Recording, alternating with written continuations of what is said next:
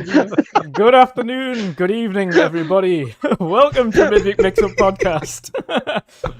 I love it. I have some great talk back here before we started there. But welcome, everybody, to the Midweek Mix-Up Podcast with special guest, Dealer Gaming, returning to the show again.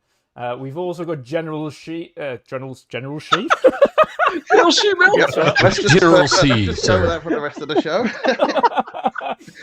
General Shom. I was going to say General Shom. Yeah, we can't say the other word, but we can say that. We can say it. Say whatever you like. I mean, General Kyle. General cute. General Oh, yeah, cute. Yeah, cute. Dear me. But welcome, everybody, to the Midweek Mix-Up Podcast. We will be discussing our Hades impressions, whether or not indies are... Well, this is the year for the indies, and also Phil Spencer's more recent article with Games Radar, and what we think of that, among other smaller topics. But first of all, we will get to the introductions, and first and foremost, our special guest this week, Dealer Gaming. How you doing today, brother, and what you been up to? I was just having fun doing an intro to try to get Erwin to kind of crack under. It's a pretty interesting day so far. We're gonna have a lot of good topics. So if you're new, maybe hit the like button. That's the one, right? And of course, subscribe. All that good stuff. As we got plenty of opinions for you. Awesome stuff. Have you been playing anything decent lately, or have you had the time to? I've been playing Psychonauts 2, and I have also been playing NBA 2K, Call of Duty Modern Warfare, and a little bit of Art of Rally. Ooh, also, you know what? I've got a real problem with Art of Rally at the moment, where it just does not start anymore. Hey, that's kind of an issue. That's a major issue. When you press start, it just asks you to log into your profile, and then you press start, and then it asks you to log into your profile, and it's stuck in that continuous loop forever. I heard that was like part of an update that rolled through that they're trying to fix or something, but it's like a system-wide issue. I don't know. Yeah, I mean, it was good. I managed to play it once, and then it never been able to play it again. So, great. You're making those diamond achievements even easier. Oh yes. How would you find? Obviously, we won't go into too much detail because you'll be under slight NDA until the reviews can drop. But how are you finding Psychonauts 2 so far? The cool thing is I said this on last night's show. I got to continue from where my preview build left off, right? So they sent me the code and email, and I put it in for the early unlock, and then I just got to pick up right where I left off a month and a half ago, or whenever that was, right? So it's kind of, and this time around, I'm noticing kind of where I'm at right now, be able to pay, X or Y more or less attention. The writing's standing out more to me now. I don't know if it's the level that I'm on now or what, but it's very, very, very zany, sarcastic, and I'm enjoying the writing more than I did in the preview. Not that I had anything bad to say in the preview. I thought it was very polished, technically impressive for the scale of that type of game, right? Yeah. Like the textures and material really stand out in 4K compared to maybe the characters, because they still retain their original Xbox figure and kind of shape. Yeah. But that's not a bad thing. I think it's pretty interesting how a team like that has taken something like Psychonauts 2 after acquisition by Microsoft and pumped more money into it, more bosses, made it bigger and better, more polished. And I think it shows through in some of the technical areas when you would expect a game of that scale to kind of look. But then you look at the price, and it's a full price game. Yeah. So I can't really harp on it too much because you do got to factor that in. Not everybody, you don't rate games based on Gamepass.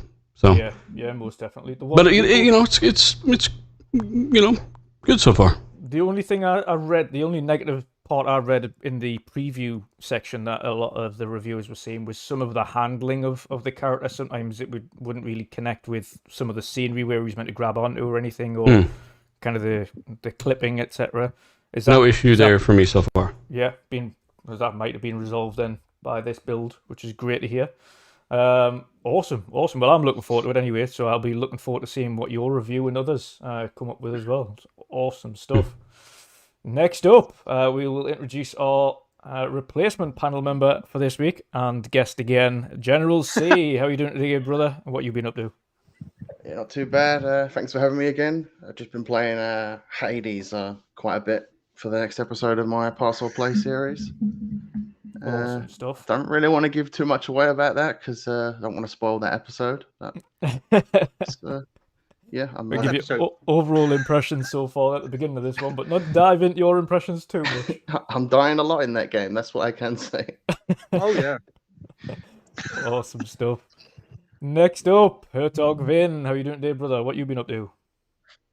Hello. Yeah, I'm doing good, and been moving my brother. That's taking a lot of time. I continued Skies of Arcadia. I'm finally over the halfway point. I think almost disc 2. Yeah. I've been playing Art of Rally. I did PUBG, and then I was so done with it. I installed Rainbow Six Siege again, and I'm loving it again. That game is really, really good at the moment with all the updates. And what's the other game I played? Oh yeah, Hades. I played Hades today. It's a bit difficult for me, you know. Normally I don't play those type of games, but Yeah. like the general said, I'm dying a lot.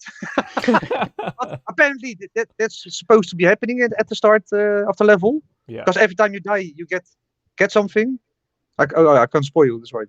But you die a lot. Yeah, we'll talk. Obviously, what's one of our main topics anyway for today. So we'll jump into our impressions a little bit further in. But that's awesome stuff. Next up, Mr. Chris Grannell returning again after a very busy period at work. How are you doing today, brother? What you been up to? Yeah, all good. Good to be back. Yeah, just been really busy with work, and then obviously when I've had time to play some stuff, I've played some 2K with Dealer. Been playing Art of Rally, which is really good. I haven't come across the weird like Afghan language or non-logging in issue yet. So fingers crossed that doesn't happen. Taliban language? There's a problem where people get like The stuck in Afghan different language, he so said. Afghanistan language and stuff. So and then other languages. So it defaults. You can't really do much. You can't get it back to the UK and stuff. So been playing some F1 with Forza Erwin. We're playing a 2-player career mode at the moment, which is quite good. It was kind of difficult for me on controller, but I've got like my wheels set up again now, so happy days. Not played Hades yet on Xbox, but obviously got Hades and played it on Switch when it came out. So we can talk about that later. Awesome stuff. And last but not least, Forza Erwin, otherwise known as Racing from Home or Milking from Home, whichever one you want to know him by.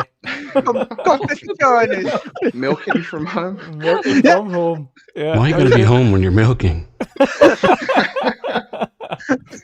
How are you doing today, brother? Should we skip my intro part of the... Fuck's sakes. Whose milk is this? It's really really sour milk. So I started working today, which was really bad. But yesterday evening was a really great stream with Mr. Grannell on of F1 2021. Really Mr. liked who? the game.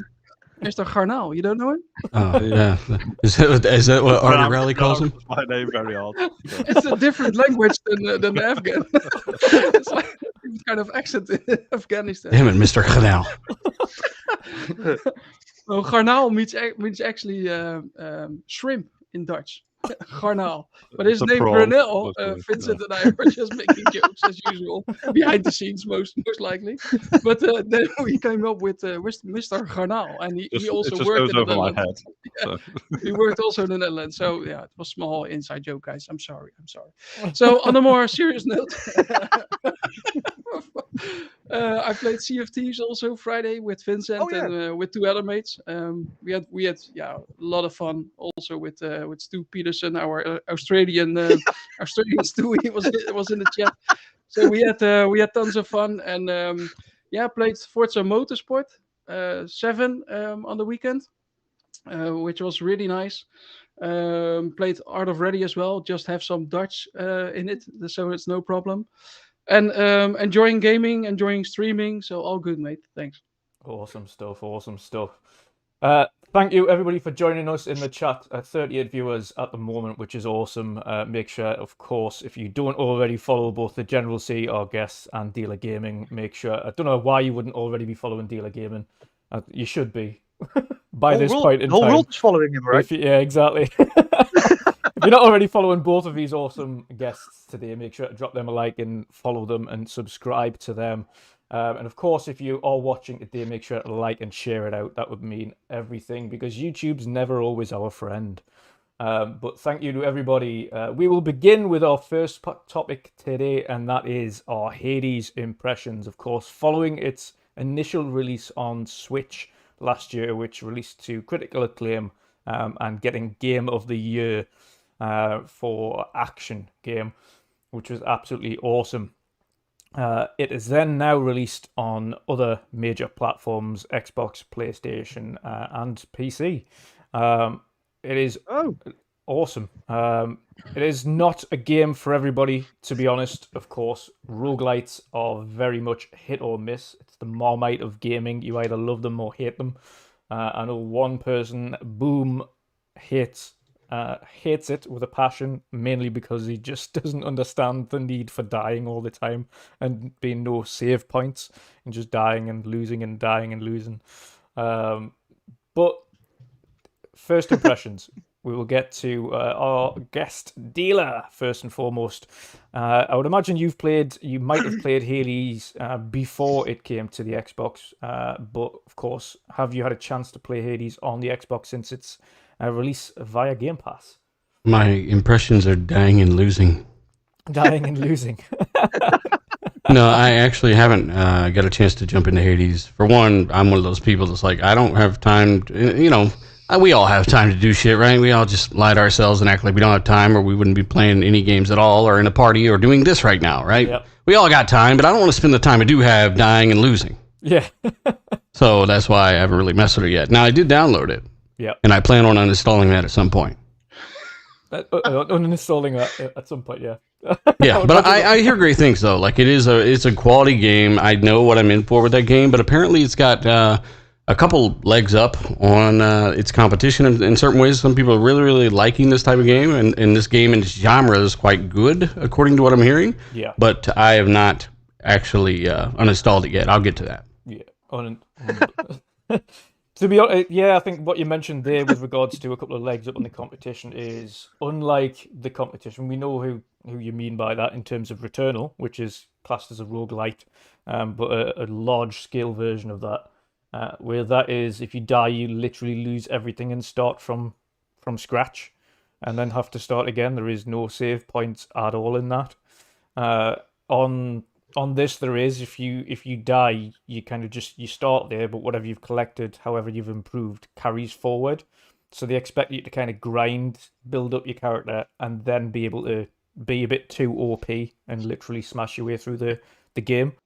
So it is about that repetitive dying, building up the character, collecting things, and going forward and being this badass that can wipe out literally all the enemies in the game. But that's not always going to be everybody's cup of tea, is having to sit there and grind. Vin, what's your early impressions of it? Of course, we know pretty much anyone who's only just jumping into a roguelite for the first time is going to experience the love of dying and restarting and dying and restarting all over again. But overall impressions so far of what you've played? To be honest, mediocre. But maybe I need to get into it. I don't know. I like the story, with Zeus and the other god thing types. But gameplay wise, it's just so weird to play. It's I move and I die and I die and I die and and then when I die, I get an upgrade I want. So I'm like, okay, this has to happen, and then I die too much, and then I don't know. Normally it's not my type of game. Yeah. And I'm gonna try it, because you all said it's a good game, and I'm still gonna try it, but it's hard for me to come into. I don't know. It's too difficult for me to set my mind to this type of game. Yeah. I don't know. It's dying, and dying. So far, it's pretty average to you. You can't quite get grips with it. The graphics and the story are good so far. So yeah. Maybe I'll try it more, but it's gonna be difficult. For me so far, like General would say, for me so far it's a pass. Yeah. Not a play. No problem at all. No problem. Before we get on to the General C, because of course he's going to have, I wouldn't say big impressions, but he's going to try and keep it as short and sweet as he can because of his new video coming up. But we will ask Mr. Grannell, do you know how do you feel about this game? Of course, you played it on Switch as opposed to on Xbox. So what were your thoughts on the game so far? From what you've played, have you played roguelites before you played Hades? Yeah, so I think I bought it on Switch, so obviously that gets rid of that narrative that people with Game Pass don't buy games. So, there we go. A little dig in, sorry. They don't? Yeah, I bought it on Switch. I think gameplay's really tight. I think it looks good. Runs really well on Switch. I'm expecting obviously Series X to run superbly. I think very few occasions I can get a bit framey on Switch, and then I didn't finish it. But I do kind of enjoy the experimental nature of trying to get through, dying, getting kind of upgrades and stuff like that. It's not it's not a genre that I go out of my way to buy, but obviously I'd heard so many good things about it from friends and stuff. I thought I'd give it a go. Gonna try it on Xbox, get back into it, try and finish it on that. But I think as a game and something that the developers have put together, it's a work of art, really nice, plays really well. But yeah, I can see why it's not everyone's cup of tea in the same way as Returnal wasn't, and Demon Souls isn't, and so on and so forth. So, but I think it's nice, and it's obviously nice to be part of Game Pass for people to try out. Yeah, most definitely. That's one of the benefits of the game like this is that a lot of people usually wouldn't try a roguelite because of the nature. Like the nature of a roguelite is die, rinse, repeat. Just continue to do what you're doing until you become this overpowered monstrosity that can just take on anybody. But that isn't for everybody. Certainly the grind. I don't know, Erwin, have you actually had a chance to play it at all yet, or is it just what you've seen? I'm even a phase before D-Lar. I didn't even install it yet. And I'm probably not going to as well. I just don't have the. I just don't have the how do you say, the motivation to play it. Yeah. Just because if I going to die like 10 times in 2 minutes, then for sure my controller is going to fly to Patrick over here on my shoulder. Yeah. So so I don't feel the need to play this. Just let me play the racing games most likely, and forget this. No, maybe I will play it, but not at this time. I have still so much to play. Also because of some other games released in Game Pass, like what was it, Dirt 4 and Dirt Ready 2.0 and Grid, which I still all need to play. And when I finish those games, then I maybe have some time for such games. But for now, it doesn't have my interest at all. Yeah, that's fair enough. That's fair enough. That's clear. Last but not least, the General C. You're doing a pass or play episode on this this coming weekend. Let's get your basic impressions on the game so far. Then, what do you think of Hades? It's fun but frustrating. You will die so many times. I can't tell you how many times I died just in the first area alone, and I put like 7 hours into this game. I think at least 5 of those I was stuck in the first area on that same boss fight with Meg over and over again. I don't know what it was. I don't know if it was there's something wrong with my brain, but I could not grasp how to fight her. I just had to keep getting stronger, and then eventually I did beat her. But it can be a fun game. I wouldn't play these type of games. I'm not really into these roguelikes, but the reason I did play it is obviously because of the series I do. Yeah. That give me a good excuse to try it, and it's also a new game as well, so it's more relevant. Yeah. That's fair enough. You finally get your boss game. You were asking for it. You will find out this weekend. No comment. You'll find out this weekend. I do like the art style, though. The art style is amazing, and I really think that this could be something more than just a game, like maybe an animated TV series by, say Netflix or Amazon. It could be so much more than what it is. Yeah, I really like the voice acting in the game as well. Actually, they've put a lot of there is a lot of kind of subtle and little details in the game that you wouldn't expect from an average kind of roguelite. the voice acting there is good depth in the characters, and they kind of encourage you to speak to every character, because by speaking to them, the more you learn about these characters, the more you interact with each character, then you get additional upgrades for speaking to them and learning about them, which is also a nice bonus. But I think overall it is nicely done. It's not. I'm not usually a roguelike player either. I've played a couple of them before in the past, and again, due to how frustrating they are, having where you pick and choose where you invest your time and what games you want to invest your time in. So usually I don't really bother with them, but the thing I like about this is the fact that I know that I can do 3, 4, 5 runs.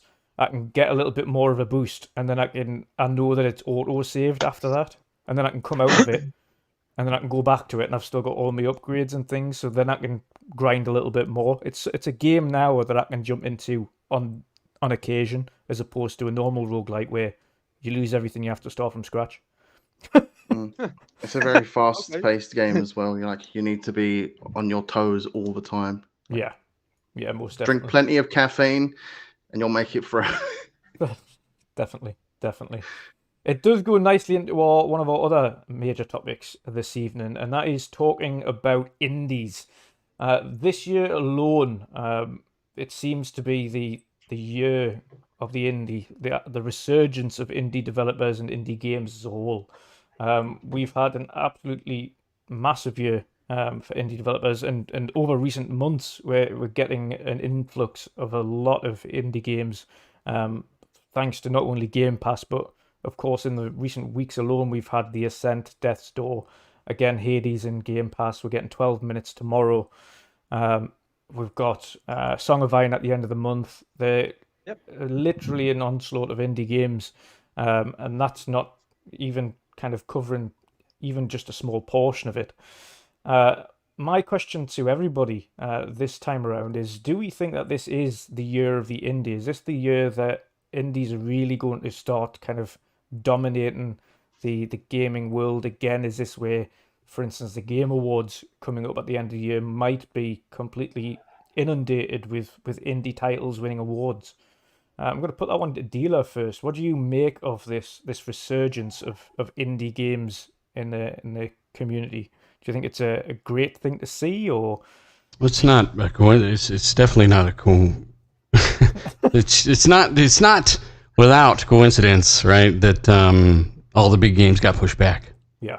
Right. So because some of these bigger marquee titles have been pushed back, you've got more room on the stage, if you so call it, for other titles, and that's why you've got the limelight on some of these other games. Now, when Halo comes out, they're not going to give a shit about an indie game. Like, that's just how it is. That doesn't mean that you shouldn't or I shouldn't give a shit about an indie game. That just means that that's what's going to happen.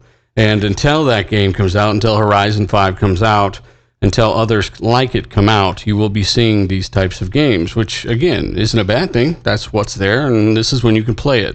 So it makes perfect sense. We've seen it before. I don't think it's anything really noteworthy in terms of the year of the indie game. I think it's the year of every fucking game got delayed. And, with these big studios and publishers, hundreds, if not thousands of employees, they've been trying to restructure, right? So it makes sense. I think that people are going to discover a lot of cool games because of this, right? So that's cool.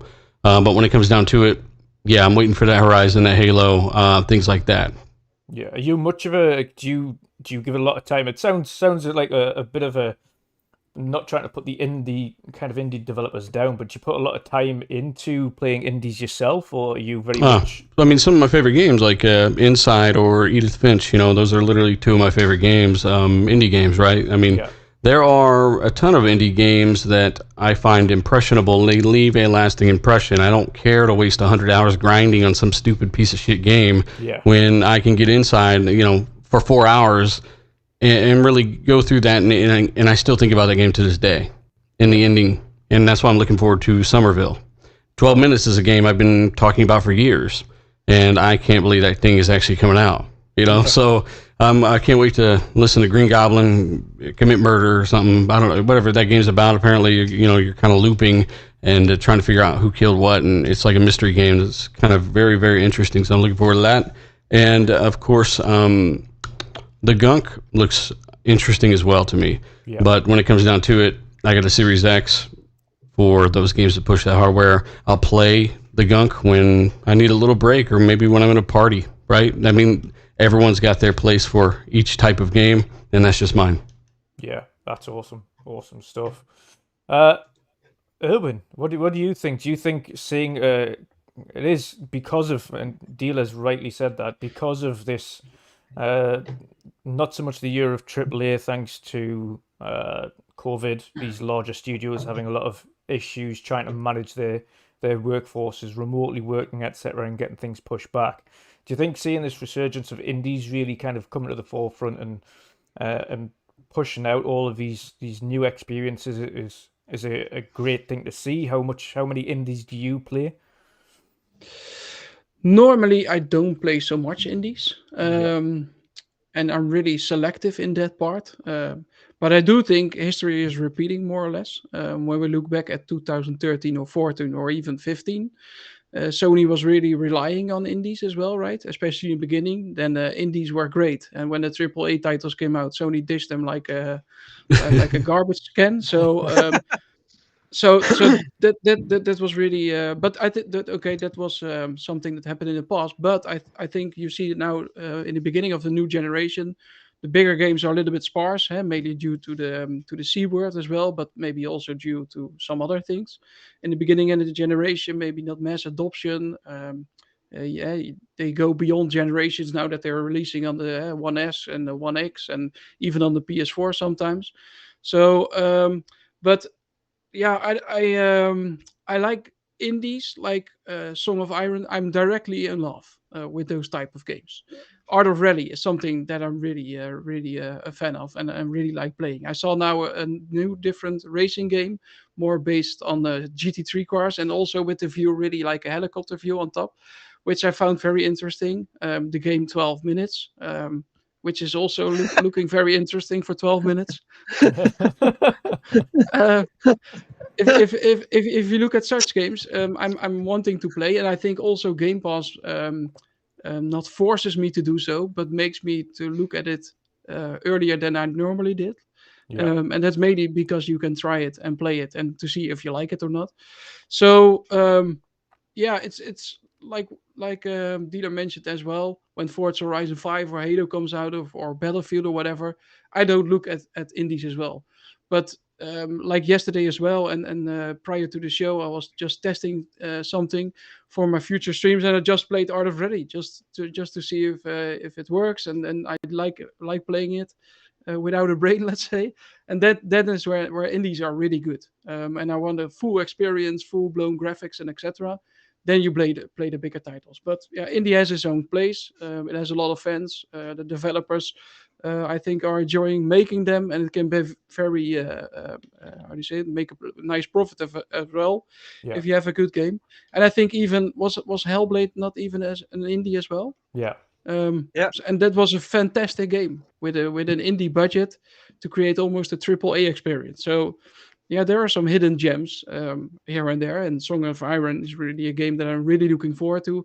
And I think also the game that you shared on the Twitter DM, Drew, maybe we talk about that game a little bit later. Yeah. But that also immediately had a Song of Iron vibe, but it looks fantastic. And sometimes you get really triggered easily, and such games you really want to play. Yeah, most definitely. Of course, let's not forget the larger indie titles such as Stalker coming out as well. And again, indies are Is that an indie? Yeah. Technically, yeah. Technically. Oh, okay. Technically. Witcher 3 was also an indie, technically. Technically, exactly. So Cyberpunk. Yeah. Okay. Technically.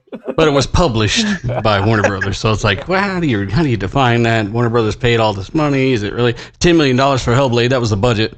I don't know if that's an indie game development, but you know what I'm saying? Like, there's a lot of gray area, and there's nothing wrong with that. People find ways. Exactly. Yeah, that's true. Vin, I know you're kind of a mixed bag because you love a lot of retro gaming, but you also you do play a lot of different games, larger, smaller. What are your thoughts on the kind of the sheer volume of indie titles coming out now? And I think it's the quality of indie titles. I think mainly coming to the forefront more so now than ever. I think it is what Erwin was saying, in part to Gamepass giving people the opportunity to play in more things that they don't have to necessarily kind of fork out their money for initially. What's your thoughts on kind of the resurgence of the indies over the last kind of year? Well, they are getting better. We have to be honest in that. You know, like if you see like State of Decay, you know, that was an indie title on the Xbox 360, and that evolved to State of Decay 2, which is now, we have AAA State of Decay 3 coming up. You know, so there are good things as well. But you know, for me, and that's just a personal opinion. You know, I think maybe 50 to 70% for me can be thrown in the garbage can. You know, that's just a personal opinion, you know. Yeah, exactly. That's why I like Game Pass. Yeah, I can try them, you know, like the Game Pass Quest. You know, I could try the game, and then some are really shit, and I'm glad I can just delete them and, you know, fuck off with it.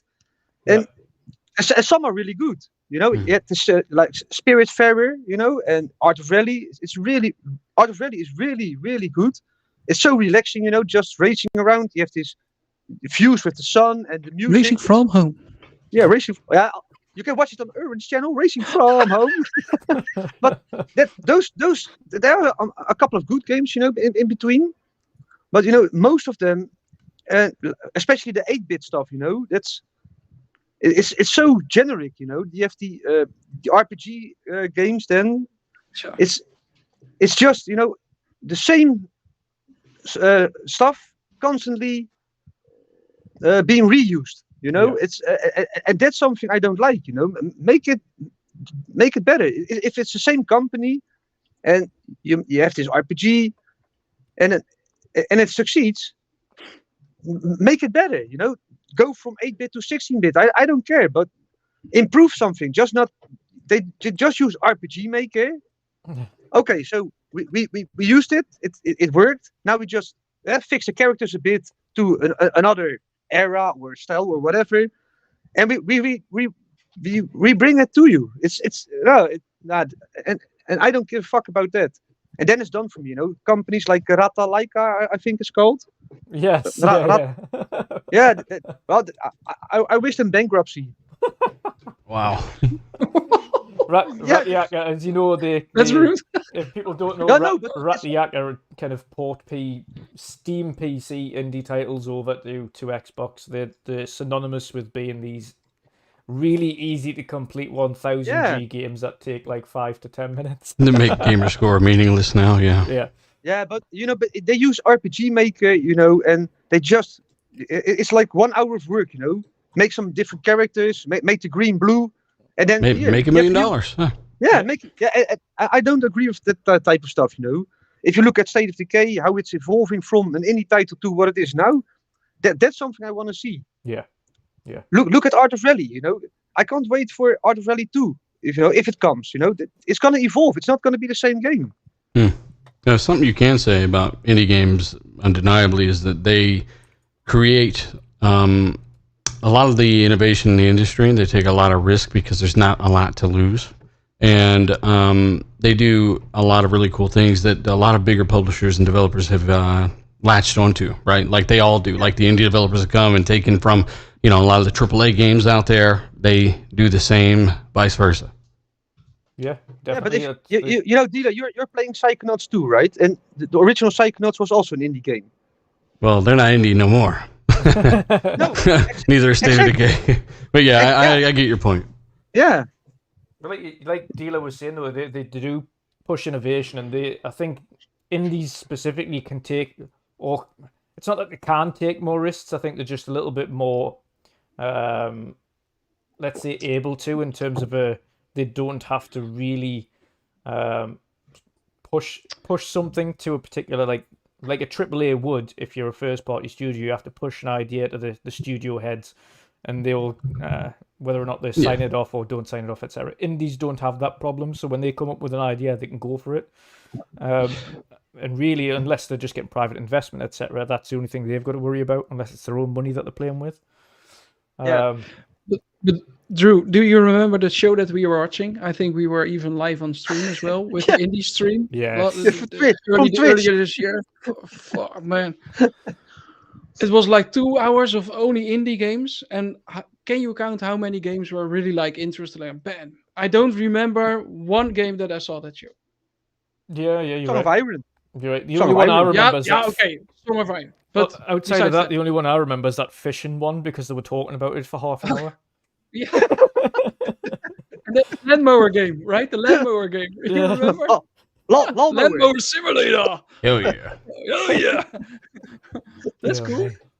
But yeah, each their own, and a lot of people are fans, and everybody is free to play. And as long as it's an option, fair enough. And if the people have fun making them, like Joe from Song of Iron, he makes the game practically on its own.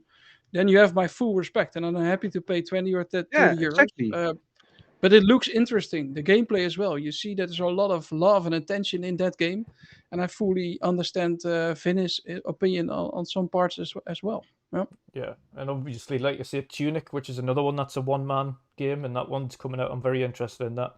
I didn't actually get to play it when it was on, kind of had its Summer Games demo, so it'll be new to me when it does come out. I know there was a couple of little issues with the game that people wanted ironed out, like weapons, the way weapons handle and things like that. But yeah, it's certainly a good topic. Chris, what's your thoughts on the indie sector? Where do you kind of see it going? Do you think it's going to continue its resurgence going into next year, or like Dealer's rightly saying, when the AAA sector starts picking back up again and some of these big titles start coming out, do you think that's when they're going to kind of be on the back burner and a lot of people are going to start kind of ignoring those indies again? I think it depends where you play, really. And it's kind of no disrespect to like console players, but like everyone's kind of talking about indies as if it's like something new. And if you're a PC player or you play on Steam, 90% of your games on there are kind of put together by indies or early access and stuff like that. So I think currently it's just been a perfect storm for indies because, as Dealer was saying, it's been light on AAA launches and things getting delayed. But the thing with an indie developer is they're kind of used to like working on a shoestring or working to kind of tight deadlines. So a lot of indies will go do game jam and stuff like that and come up with like really good concepts in 48 hours. So the smaller teams are just easier to manage during the kind of pandemic. But I think, to agree with Dealer, like Edith Finch is one of my favorite games, like The Vanishing of Ethan Carter, Kingdom Two Crowns, Graveyard Keeper. There's a lot of stuff out there which is like really good, nice like pixel art style, and different ways to kind of like lose time and things like that. I think what's kind of helped is there's Gamepass. I think Xbox, launching and backing the kind of idea. Xbox is obviously bringing games to the forefront. But all of this stuff is nothing new. I mean, I don't, other than there being eyes on. So we've those people who've been playing on PC and stuff like that have been playing indie games on Steam for the last 8-9 years and stuff. So yeah, it's just a lot of these are kind of getting ported over to console, or Arthur Rally's been out for well over a year. And it's like, and the original team, the original team didn't even port it to console. It was another, it was a third party that ported the console for them. And look what's paying off for him, though, Chris. The console version, they should have known better. Yeah, it's not to say they can't do it, but they probably are working on a different project. You've got like another racing game coming out. I can't remember for the life of me what it's called because it renamed halfway through. Like a little top-down arcade racer. I'll dig out the name as we're on the show. Yeah. But that's coming out, which looks good. So I think indies are always around, and I think indies. The difference between like indie and a AAA studio is, and it's not to say people in a AAA studio aren't passionate, but the problem you have is you have a large percentage of people in a AAA studio who pick up a wage. And that's what it was like in Sony. There was people who were really passionate, people who'd stay till midnight, 1 o'clock in the morning, 2 o'clock in the morning, whatnot. I'm not talking crunch. I'm talking about people who wanted to stay because they wanted to kind of better a certain mechanic or so on and so forth. You had a shitload of people who would look at the clock, and as soon as it come to R5, they packed up 15 minutes early and off they went. And it was about getting a wage, they're working in games, and they were 9-to-5ers, as we used to call them. Well, an indie dev isn't a 9-to-5er. An indie dev is working until 4 o'clock in the morning because it's a passion project. It's not a publisher-driven project. It's not kind of, we want you guys to make this Call of Duty clone or so on and so forth. It tends to be they've got an idea, a really good idea. They've got like a mechanic they want to try and get work, or they want to kind of introduce a new type of genre. And that's the complete difference between indie and AAA. As I say, just to reiterate, that's not to say AAA studios and AAA developers don't care. But there's a very different mindset. Is that why I left? No. Yeah. No, I mean, obviously, 15 years of games, you kind of get to the point where, like any job, you get a bit fed up of it. I think I've said this before. Like, other than like the studio was closing down, but I was kind of looking at leaving before that anyway.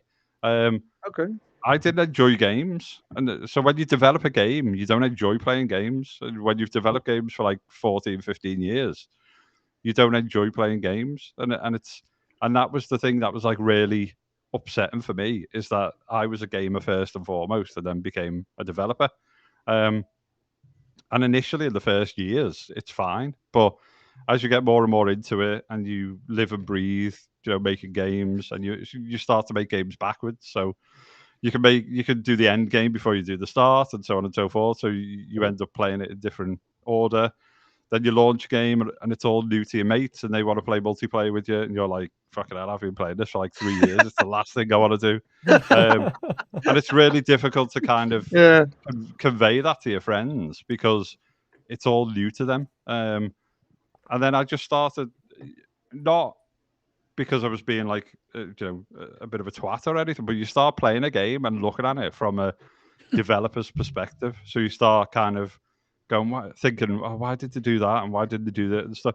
And that's the thing that like really made me like fall out of love with gaming. And when I left Sony, I mean, I was speaking to Ubisoft, I was speaking to EA, I had opportunities to go to Canada and so on and so forth, which a lot of people did. But I just wanted to do something different. And obviously, I've been out of it enough now. I've had this conversation with you guys, I've had this conversation with Dealer and other people. I've been out of it enough now where I've got like a bit of my mojo back, and I've got like a concept idea I'm working on. I'm looking at like how to fund it, so on and so forth. So, I'll be coming back into it, but I'll be coming back into it as a kind of, a small to medium indie, as opposed to. You need a janitor. You need a janitor. The janitor, like off. It's a game on how about being a janitor. I'd play it, Chris. Media. Go on, Chris. Janitor Simulator. Janitor Simulator. I've seen what Lawnmower Simulator's done. Janitor Simulator. So that that's it. I'd rather kind of approach it as an indie with a team of like 10 or 15 really passionate kind of individuals than hundreds of people trying to deliver something for a big publisher or whatnot. So that's my take on where the indie scenes are. I think it's always around, but I just think it's been a perfect storm for those because they're more agile. They're like a speedboat as opposed to the Titanic, which can't steer out the way of a fucking iceberg. Yeah. So. It's not doing anything at the moment. No, it is a great. You've got a great point there, though. Indies are very kind of in terms of flexibility, they're much more flexible than a massive studio with 100, 200 staff working for them. Even say kind of 50 staff is starting to get a bit difficult to try and manage remotely. Whereas opposed if you've got a team like of 1 to 10, that's a much easier concept, especially if like a lot of these smaller indie studios, they work or live pretty close to each other. So it becomes much easier to manage that way. Before we got on to General C's point, we had a super chat just there before from Dan Lazaro with the $5 super chat. Thank you for that. He says, indies have always had great titles. I just find myself discovering them on Game Pass. I would never have played a lot of these indies without Game Pass this year. And I think that's a very good point and kind of what we've touched on before. I think Game Pass this year specifically, and I think going forward as well, is going to help kind of open the eyes to more people, specifically in between some of these larger titles. And I think indies will also have their kind of place where you can pick up some of these titles and just have a nice 1 or 2 hours. Some of these titles can be completed in like 1, 2, 3 hours, which is great for bite-sized kind of gaming, especially if you don't have much time on your hands due to work and things like that, or adult life as we know it. So it does open up kind of opportunities for more games to come and shine.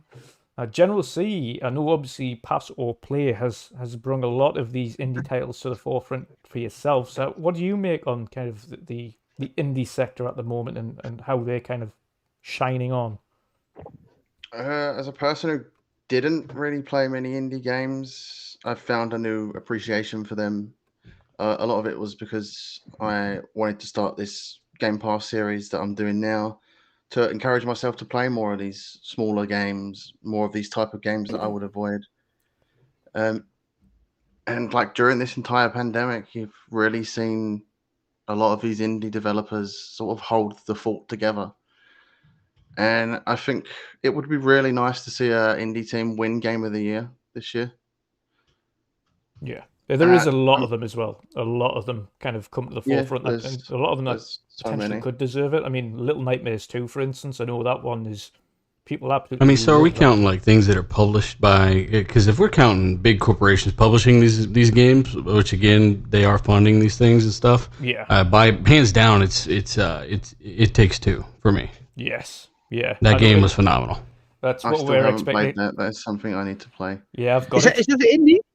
Yes. I think so, yeah. It's just published and paid for by EA. Yeah. I mean, the only indie game I think it's considered an indie game that I play a lot is Hunt Showdown. And I absolutely love that game. It's got probably the best PvPvE in a game that I've ever played. I'm addicted to it. I play it. I think that's Crytek, isn't it? That's Crytek. Yeah. No, maybe they're using the Cry engine. I don't remember. I think it is considered an indie game because it has one. Crytek's still indie. Best sound design for an indie game. But it's just again, there's Crytek, and then there's Billy making something on Unreal Engine 4. Yeah, you know, exactly. Crytek's massive. Billy's probably got more money than Crytek. But yeah, like, and I mean, even throughout this entire pandemic, you see smaller teams being able to knock out their passion projects. Yeah, and it has really held all of it together. Good point. Most definitely. As Erwin was saying before, the other game that came to light the other day was a game by, if I remember, actually, let's have a quick chat on the chat. Actually, it was a game very much in the same vein as he mentioned of Song of Iron, but it was set in the samurai times, and it was by Devolver Digital. Song of Tsushima. Song of Tsushima. The director's cut. Made by Billy. No, that did look extremely interesting. Spirit of Kataki mushrooms. Yeah. Let's have a quick. Wait, is that the name of the game dealer? Yeah. Kataki mushrooms. Like I shared Poltergeist of Tsushima this week or last week. Director's cut. You've got director's cut. Definitive edition, remaster, remake. Chris, were you saying something? Sorry, I didn't mean to cut you off. No, I was just saying I shared it on Twitter last week. I'm just looking through. It's on the DM, right? In Twitter? Yeah, I thought it was on the DM. I'm trying to find it. Yeah, we talk a lot of bullshit, so it's probably somewhere around. That's the problem. Just us talking shit on everyone for like 5 pages. I'd scroll for days. Yeah. That is literally the problem. It's like scrolling I forever. see Dealer is a douchebag. Yeah. Just a little bit of fuck that guy. It's called Tractor Yomi. That's the one. I think I should. Just Forza Erwin and flashing everybody. We can talk for hours. If broody is a word in Germany. Oh dear me. So the Tractor Yomi is by someone called Leonard Mechari and Flying Wild Hog, and then it's published by Devolver. But I mean, that looks like it looks amazing. Looks kind of like an inside side scroller. Yeah, it's like a Song of Iron Ghost type Song of game. Iron, isn't it? Ghost of Tsushima Song of Iron. Like when I first Yeah. seen it, it looked absolutely. It did like I really appreciated the voice acting in that game as well, because again they've got localized voice acting. The art style's black and white for the vast majority, and then goes into color in certain scenes, and it's just so well done. I'm really looking forward to seeing more of that game. But again, like Erwin said, it when you look at some of these indies that are coming out as well, and the different risks and things that they're taking. Of course, as Dealer mentioned, this indie now is such a grey area because you can have these self-published, or at least semi-self-published, smaller indies that are self-funding themselves, and then you've got these other indies, again, smaller again, but being published by large publishers, like Which makes them huge, millions of dollars instantly behind them. You know. Yeah. I mean, the original kind of narrative around an indie is it wasn't backed by a publisher. You know, Yeah. if we go way back, you know, they were kind of self-published and stuff like that. This isn't me, you know, trying to counter-argue the general CEO or anything. I'd struggle to refer to Crytek as an indie with 250 employees. Yeah. And I think that, although I get what the general CEO is on about, because, you know, they can self-publish stuff, so they are an independent company. But I wouldn't, me personally, wouldn't necessarily say they're kind of like an indie, as in, a team of, 20 or 30 people is probably, is probably small enough to be an indie. But I think that's, as Dealer's saying, that's where the grey area is. It's kind of like, if EA is writing you checks and giving you, 50 million quid to make a game, and you're an indie developer, you've got more resource than, like a bedroom team of developers, or say like the 3 or 4 people that made Death's Door, for example.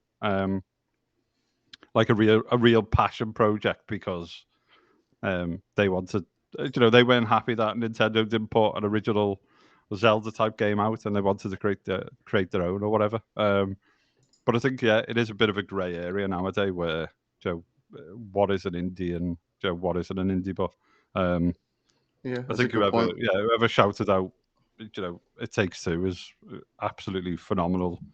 One of my games of of all time. That's a fucking incredible game if you've not played it. Yeah, I've got it. I just haven't had a chance to play it yet, because I know it's a co-op game, and I haven't got. I need somebody to play it with us. I can't. That is specifically designed around co-op play, which is why it's called It Takes Two. You got to find somebody quick, because it seriously is like one of the best. It's ultra unique in what it brings to the table. Literally things that I don't think have really been done in gaming. Yeah. And it does it at a pretty high quality, seeing as there's millions of dollars behind it with EA. But I don't know, it still brought us a great product, and they didn't interfere with any of their creative vision. Apparently, there were no puddles removed from the game or anything, so that's great. Yeah. Puddlegate. Puddlegate, yeah. Puddlegate. And I think, and A Way Out was their first game, so Which A Way sucked. Out on Game Pass. But this game is so much better than A Way Out, though. Yeah. I feel like it's classes above. Like, who the hell made the first one? Because this one is, I feel like it can't be the same guy, but apparently it is. So, a big improvement there. Yeah. Yeah, I think what it's done is kind of like A Way Out was almost kind of like a tech test that they released on how to get like 2 players, multi-angle, and all that stuff. But yeah, I agree with you, D. Like, it's like the chalk and cheese of these games. It's like the second one is almost like they were like, right, we'll do it properly now. Was it made by the guy who said "fuck you" or something? Fuck the Oscars. Yes, fuck the Yeah. Oscars. That guy, was him. right? Yeah, that was him. Wasn't it the same guy who said like Game Pass was shit or something as well? He said something derogatory about Game Pass as well. So He says a lot of things. He's one of them. It's not as derogatory as his voice acting in A Way Out, so it's fine. Yeah. Before we get to the next topic, though, we massive thank you to Smitty Smith with a $10 super chat. He says, "Salute to the midweek mashup. Great panel and chat. Awesome. Thank you very much for that, Smitty Thank you. Smith. Definitely a great panel and an awesome chat here with all of you here. Smitty Smith and Assassin Looper says she'll play It Takes Two with us, so I might take that up with you. That'd be awesome. AKW, Xbox Mick, Good Vibes Gamer. Let's have a look here. Who else we got? We've got a whole host of them. HTK, So Shady, Chargasm, Captain Clueless, among many others. Thank you, everybody, for joining us tonight. Make sure, if you can, to drop a like and share this out. That'd be awesome. Our next discussion is around a more recent article and discussion Phil Spencer had with Games Radar, which was taken, I don't even know how it managed to be taken out of context or changed around into what had been put onto social media. Some ended up being about they didn't want AAA narrative games, and if you read the article, he doesn't say that at all in any way, shape, or form. Yeah. The guys doing that and changing everything up they can't read, that's the problem. That is the problem. So essentially what Phil Spencer is saying here, and I'll just bring up the article. So he initially just, his main point is Phil Spencer wants developers to focus on good gaming experiences and not trends. There isn't one business model to rule them all, he says. So he said, I think the diversity of the business models in the game industry is a strength. So basically meaning that two companies can do two entirely different things, and that is a good thing. It means that there is two different sets of options for people to go and explore. And a creative strength, not just a business strength. If you have a great game, whether it's a single-player game with a beginning, middle, and end, or a game that has downloadable content to extend chapters, or a free-to-play game and an ad-driven game, I want all of those to be able to succeed.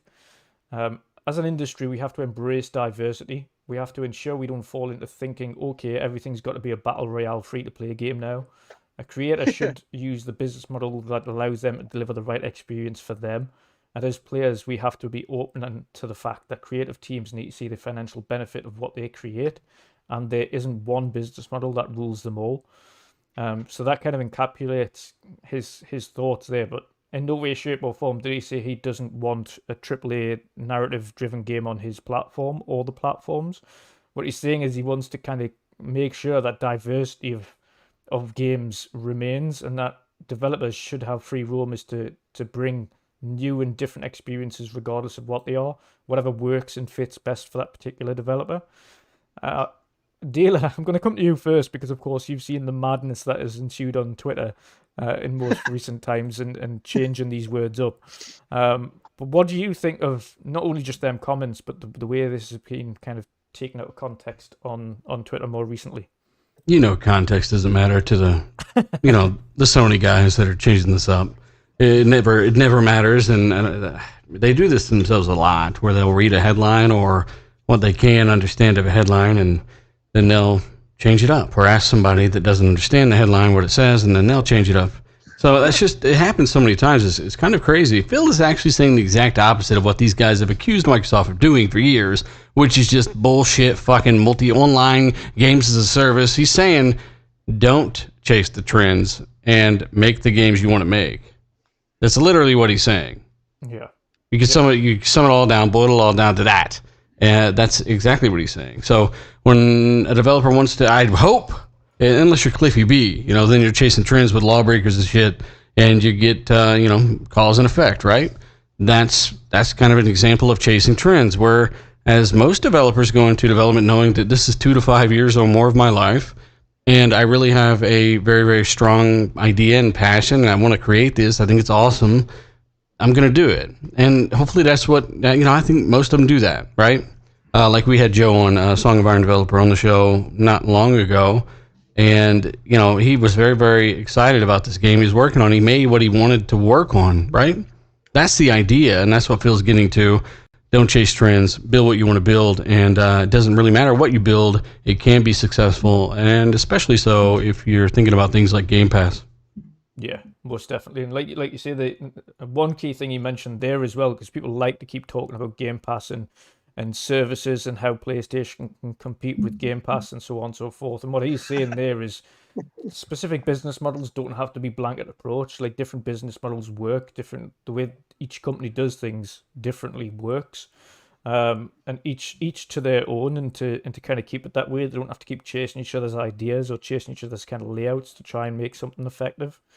And that is more of an adult approach to kind of mentioning things, because I think that was kind of alluding to kind of the Game Pass model, and how they're willing to put these big titles into a service on day one, and how is that surely going to turn around in funding, and and obviously the way Sony does things and the way Microsoft does things is entirely different, and the way they kind of work and operate with their developers is also, I would imagine, pretty different to each other. Chris, what's your thoughts on these particular comments and what Phil's essentially saying there? I think it just echoes dealer, and it's like I've kind of learned not to get kind of dragged into these things that occur on Twitter anymore. I think, I think people just kind of censor news in the way that they want to kind of gain, notoriety or to give their own spin on it. I think it's been quite clear for a while now that obviously Phil's trying to break down barriers. He's trying to bring gaming, to more and more kind of devices into the masses. Not everyone can have the perfect gaming setup. Not everyone can afford a console. Not everyone's got the fastest, internet and so on and so forth. So you've got to look at different ways in which you can kind of provide like the medium to people. And I think it shows with like acquisitions and stuff. There's such a variety of products that are being made. There's such a variety of content going to Game Pass. And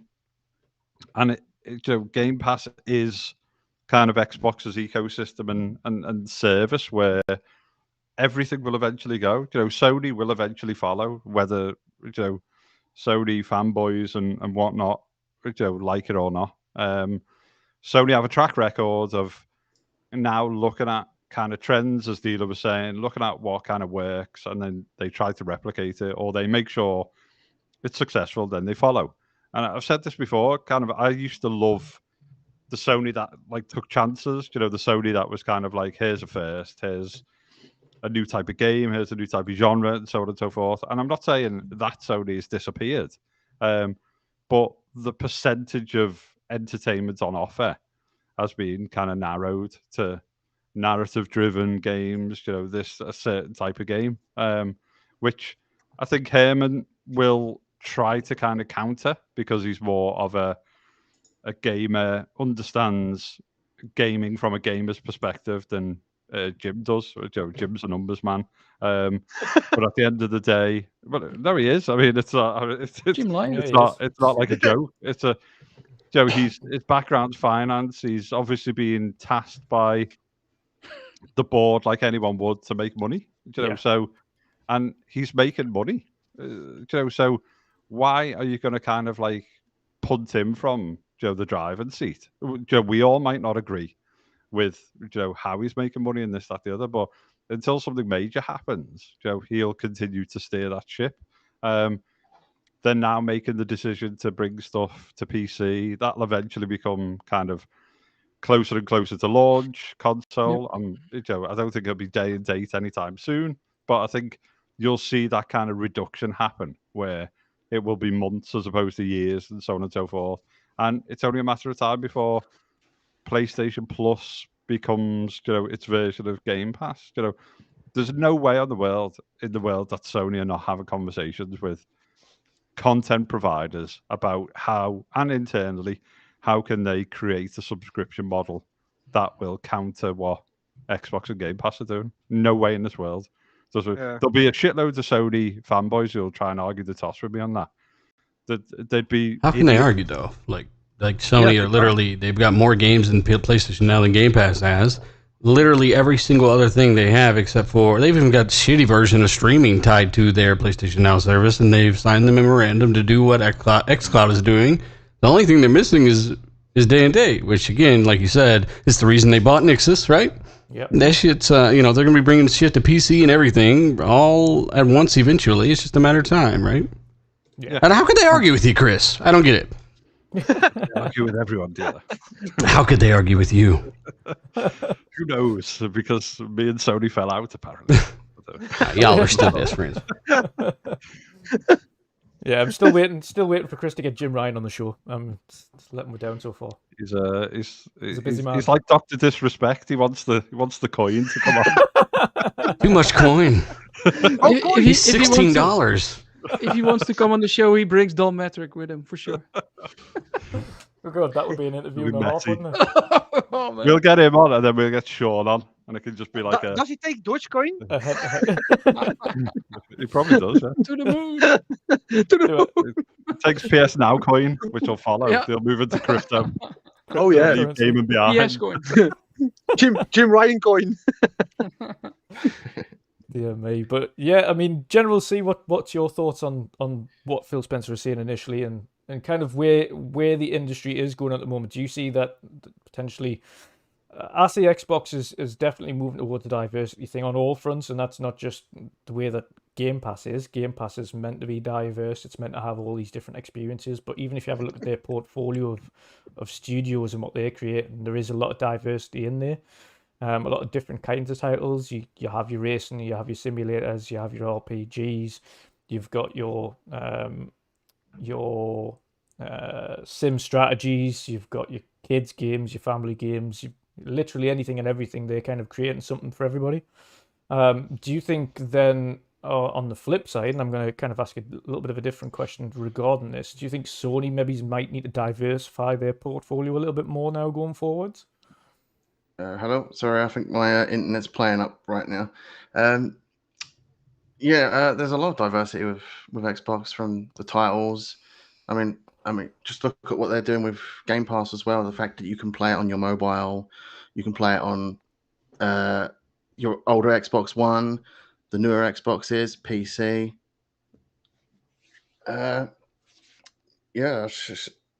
I just tend to avoid a lot of these discussions about things like this with headlines like what Phil Spencer's said, because the other side tends to try and read between the lines too much.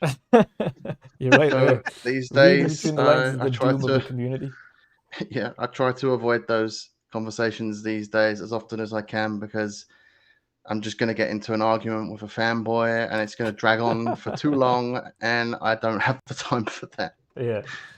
No, that's understandable. Do you think Sony then potentially need to diversify their portfolio, much like Xbox is doing? Do you think kind of, again, we're talking about these story-driven narrative games that they keep mentioning about that, and obviously the Sony diehards are ever so proud of these third-person over-the-shoulder action adventure titles, etc. But do you think that they need to kind of diversify themselves away from? Playing up a lot.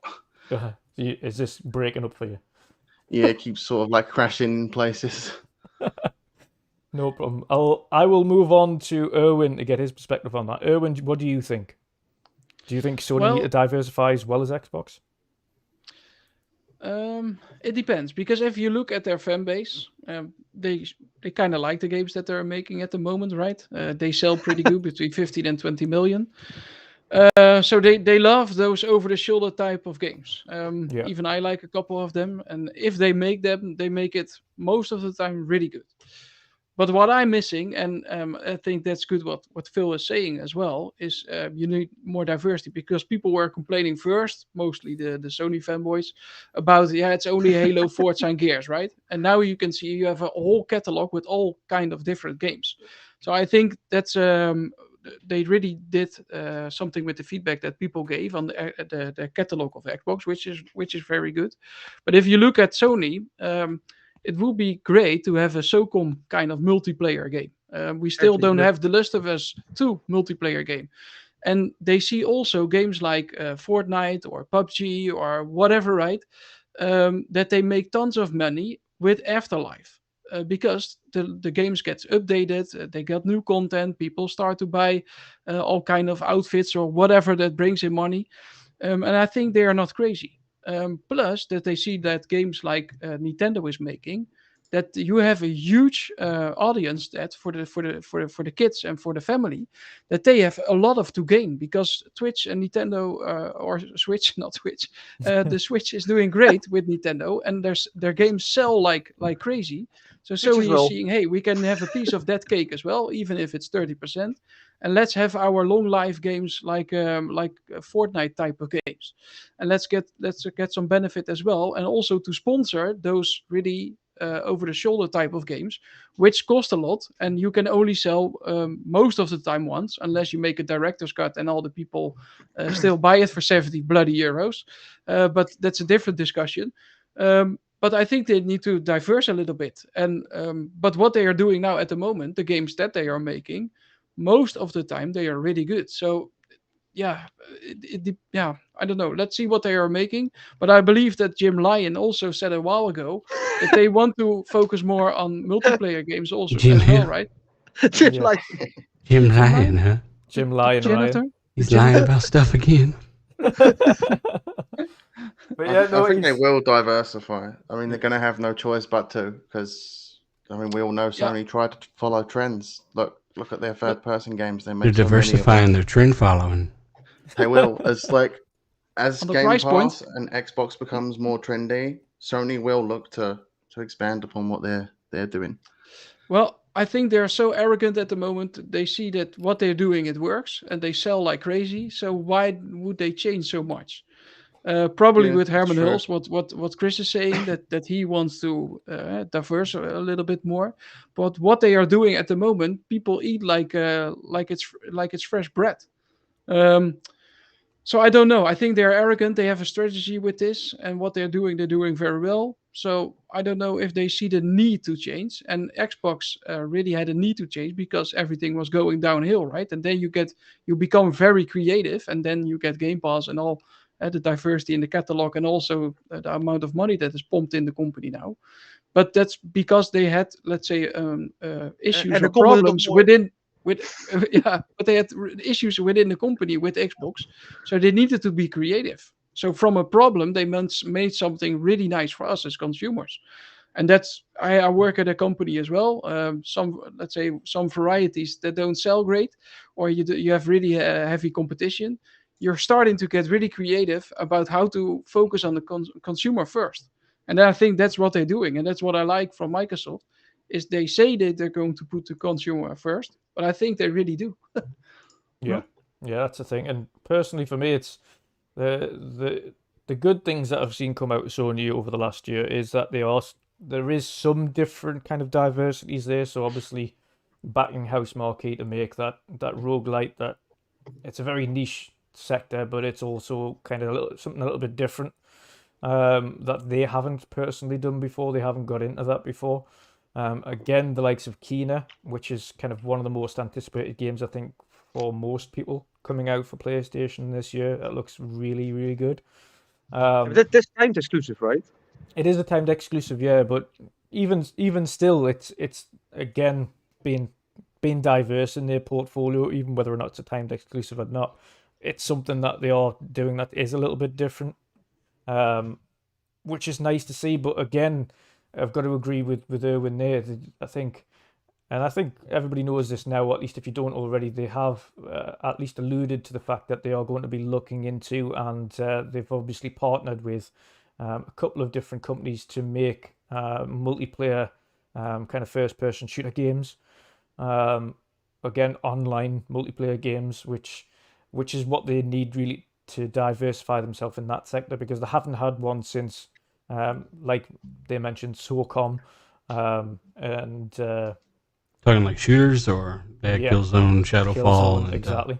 And I haven't had Yeah, one. Resistance. Again, the last- Gran Turismo Sport. yeah, Because you got guns in that game. well, Gran Turismo. Yeah, I was thinking general multiplayer, but yeah, Gran Turismo Sport is probably the most recent notable one, but Most successful as well. trash. Yeah, No. well, GT Sport. Yeah, No. trash. Maybe you are trash at GT Sport. Or is it, you play racing games with your TV off. Quit it. Hey, what the fuck? But yeah, the Whose milk is this? Oh, I no, often there's find something that not a lot that of people whenever know, I do you? drive a car fast, it understeers into the corner like on GT Sport. Ooh. Or does the earth rotate underneath your car like it does in GT Sport? It does, yeah. I turn my wheel. Those every damn time. cars levitate over the fucking track. Erwin, don't cry, Erwin. Don't cry. Erwin, ever I'm going to play- keep going until you tell me whose milk this is. Do you ever play on a wheel dealer? Everyone's called. Sorry, Ford. you just need more. GTM. It's harder to race with a controller. You know that. Yeah. All right, no, so get some it's not. skill. It's not. You get 920 degrees of control on a wheel. You tell me that's not easier. Try Forza Motorsport on a controller. That sounds on like a wheel challenge. Now I've been out of the motorsport game for a minute, but when the next one comes out in 50,000 years, maybe we can kind of have some fun and race on some tracks that might be in the game. Hopefully they don't start from the ground up again and give us 6 tracks, and we start the whole generation over again for the 14th time and only have 200 cars again. That would really be stupid. But if you have 200 cars that are really good. I don't give a shit. I want my 700 cars to begin with, and then I want to build on that. Because we spent the last 2 generations doing that shit. Go play Forza Horizon 5 then. I don't want to do that. I want to drive through people's yards and shit. It's not released. With Horizon. How can we play it if it's not released? We can play Yeah. Horizon 5. Yeah. Forza, you got a time machine? Or a limo. Go play You better not be keeping that time machine secret. No, give us 200 cars that are really good. And that's what I like GT about. They release with 200 cars. But the 200 cars that drive like a... Well, guess what's better than 200 good cars? Is 700 cars that are, 500, 400 are good. And then... hover cars? Yeah, hover cars. And time machines. No. Erwin, did you like driving in that little Toyota Prius in GT Sports or whatever? Yeah, that's a good car. The last 30 one? mile From Gazoo Racing, Toyota. You bought it for $3.47 in the microtransaction, huh? Oh, it drives like a dream, guys. But if you don't play GT on a wheel, then for sure on a controller it sucks. But on a wheel, it's You mean like it's harder? No, it's harder. It's on the controller. It's easier even, but you cannot drive. No, That's quit okay. it. Quit it, Forza.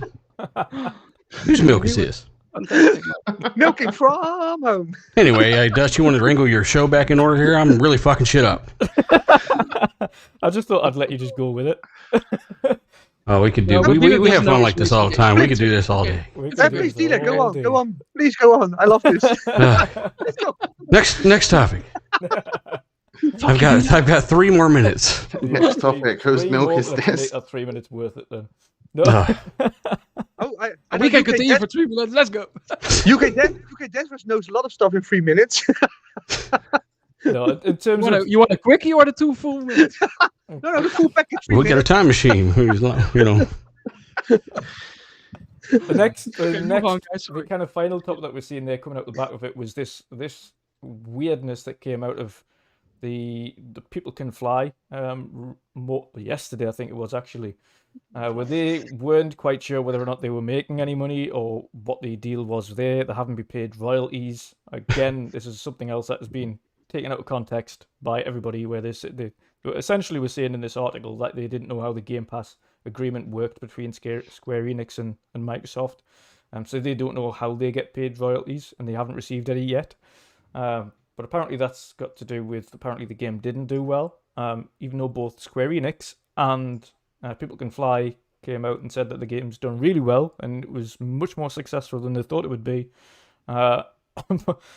Dealer, what did you make of that when you seen it? The whole People Can Fly. I said it last night. These people don't understand the scenario or who this dispute is even between.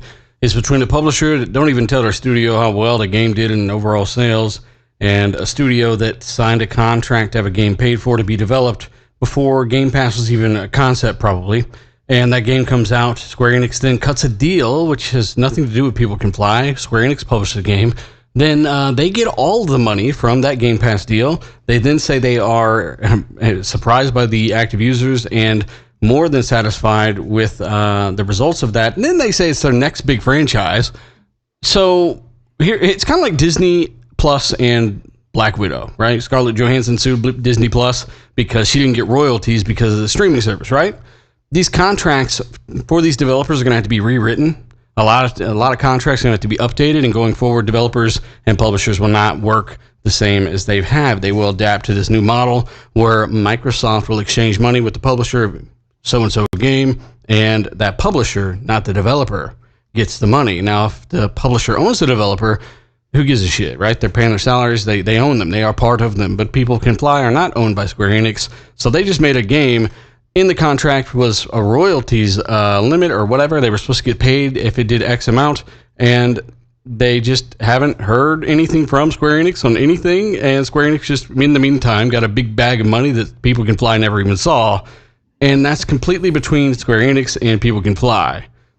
Yep. And only them. Like, it nowhere in these articles can you point to anything saying Game Pass is bad or created a scenario where someone didn't get paid? This is a contract dispute like Disney Plus and Scarlett Johansson.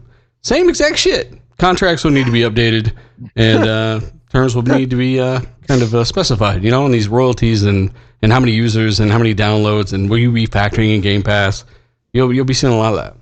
Yeah. I think that when you were mentioning the Scarlett Johansson thing, I think Bob Kotick, the guy in charge there, was kind of saying, well, that went on Disney Premier, didn't go straight into Disney Plus, and Disney Premier charges $25, so it's classed as a kind of a cinema price anyway, so it wouldn't have kind of changed. But how many people can sit in that living room, right? Yeah, exactly. That's not even 2 tickets where I live. So again, Disney Premier, Disney Plus, you can bundle them together. Point is, that stuff wasn't in their contract, and that's revenue that contract didn't originally figure in. The movie was apparently made like a couple years ago or something. I don't really know how long ago, but it wasn't any time recently. So yeah, I mean, bottom line, there's just ways of generating revenue that now these guys that are paying to make the movies and the games, they're kind of getting these bags of cash that the people that are involved with it are not seeing, and terms are kind of null and void because of that, and people are pissed off. Yeah, definitely. And it's not like People Can Fly. It's not like People Can Fly would have gone, you know, we'll give you guys the publisher rights. You carry on funding our development, or finish off the game, and we'll charge you break even. So we won't make any money on the actual development portion of the game. I agree with you. I think it's just a bad contract dispute. I mean, People Can Fly, 320 plus studio in 7 different locations. It's like, they should not be getting caught out by bad contracts, really. But the game's been in development for quite a while, though, too. You know, that's it. It's been around, as you say, since kind of this, Game Pass deal was done. Square Enix have kind of wanted to look at like the adoption rate, and I said this on a tweet the other day, is that there's no way the user base would have been as big as it was if it was on Game Pass, because where are all these kind of all of these kind of Sony players who were in uproar that Game Pass had kind of caused this developer to not be able to eat beans on toast or whatever. It's like, they didn't go out and buy it. They didn't all rush out and buy it because it didn't have 5 million active users on PlayStation alone or anything like that. So it's just, as Dealer was saying, these contracts need to be, people are going to have to get creative if they work with publishers. If you're kind of an independent developer working with a publisher, you need to be creative. You need to factor in how much it's going to cost you to finish a game. You need to factor in what the reward metric is, what the royalty metric is. You may even factor in some additional, profit within your development cycle. It's really tricky because these publishers will be very creative in getting stuff onto Game Pass or services or this, that, the other. And once you sign the rights over to the publisher, it's just like, you're fucked if you haven't sorted out a watertight royalties deal. Like, you really are. A guy said it last night, Chris. A guy, his name was The Professor. He said it perfectly. He said this is basically Spotify. Spotify did this years ago with audio, right? It was controversial then. Game Pass is kind of going through that now, where who's getting paid, how are they getting paid. Change is weird to people. So now changes lawsuits, and if it's not now, it will be. So I think you can compare it to when artists were really angry with Spotify, and they worked with them to try to figure out how payment went down. Except for now, you've got this publisher or this record label, as the middleman, right? It's just almost the same thing in a way. Yeah. Definitely is. And again, it's the whole game, like you mentioned there, the Game Pass thing. Obviously, contracts going forwards are going to have to include something regarding that. And just, I think even something kind of that summarizes if this title falls onto PS Now / Game Pass or any other streaming service, then this is then the royalties kind of payment structure that we're going to have to pay, because it's going to have to include a streaming service kind of bracket within contracts. I think going forward, like you rightly said, it's more down to how that particular original contract was worded and kind of where the times are now going forwards. Don't forget, though, it depends on how desperate a developer is as well. Because if you put time and effort into a vertical slice, so say I put time and effort into a vertical slice, then I go to my investors and go, I want you to fund 80% of this development. They're going to want the money back in some way, shape, or form. If I can't fund that development myself and I become desperate, then you start to agree to unfavorable terms in a contract. So if I go to a publisher and say, actually, I haven't got the funds to finish this, but I think it'll suit your catalog great or whatever. It's happened for the last 20 years. A publisher will turn around and will try to pull your pants down straight away. And it depends on how desperate you are as a developer. Because a publisher will turn around. A publisher will turn around and go, we've got the money in the bank there that we'll transfer. Do you want it? And if you're sat there go, we really want it, then they'll go, okay, well, you've got a 5% right of royalties if it goes on to Gamepass, whereas they may have started off going, we want 50-50, or we want this, or we want that.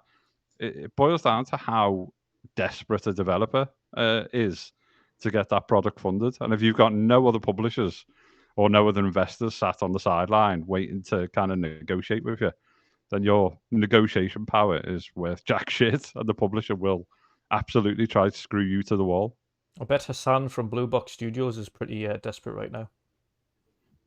Oh, yeah. Ask Kojima. He's pretty much abandoned his publishing right there. Yoshida was like, what game? What He said, huh? Abandoned all of his followers as well that he's somehow managed to muster up. Yeah, we've both spoke about it. I know, Dealer, you were covering that as pretty much your first topic last night, the whole abandoned thing, and we covered it last week as well. That it's actually literally a scam that's happened like 5 times where they take people's Kickstarter money and they promise a trailer every time there's technical difficulties, and then Yoshi's like, huh? He came out, didn't he? He came out going, how is this a scam? We're all like depressed at the minute. No one wants to work. No one wants to. There's no one there to work. The guy that made the 2-second trailer, he quit 3 weeks ago. Like, that's your only employee. Yeah, that's what that little trailer was. That was him quitting. He was walking out of the building. Yeah, it was just a picture of him, and it was a video of him with no shoes on, walking through the office, which is just a shed, and that's the trailer. Security footage of him. Download our app today. You're looking for janitors, guys. That's it. Janitor Simulator. that was what that was. It was Janitor Simulator. Dear me, but that's a hilarious topic in itself, and we'll cover that slightly. His retort, which Chris was alluding to there, was kind of coming out and speaking about how depressed he was, and he doesn't understand why people think it's a scam. I don't understand how he doesn't think people don't think it's a scam, considering he's started developing. Developing. He hasn't developed anything. He started creating the ideas of 5 games. One released, and it was 100% negative feedback on Steam. And the scam ideas for 5 scams, It was 100% negative. Yeah. That's quite an achievement. That's quite an achievement. 100% negative reviews on Steam, and they removed the buy option on there. And then he gave it over to a team called Q-Tech, or Q-Team or something around Q Creative or something. And they aren't actually developers at all. They don't have anything to do with the gaming sector. How's this a scam? Just like a scientific research website. Or something it weird was like something ridiculous. It had nothing to do with gaming. It was like, just give it to our friends who kind of know how to code but have nothing Developers to of do with gaming. Scam, the game, yeah. He handed it's over not a scam, like It's not a scam. It is.